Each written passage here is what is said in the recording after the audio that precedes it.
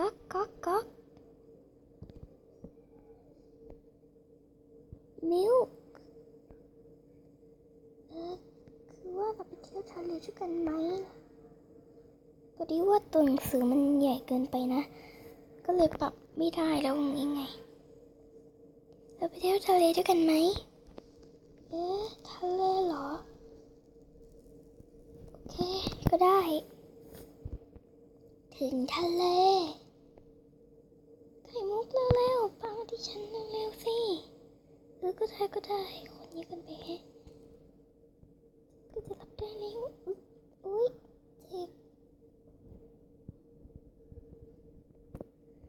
ตอนต่อไปก็ทำสั้นเกินไปเนาะเดี๋ยวคลิปนี้ขออันนั้นไปก่อนนะคะถ้าใครชอบก็อย่าลืมกดไลค์กดซับสไครต์ด้วยนะคะอย่าลืมกดกระดิ่งมุ้งมิ้งให้ด้วยนะนี่ก็ทำยากเหมือนกันเนี่ยตอนเนี้ย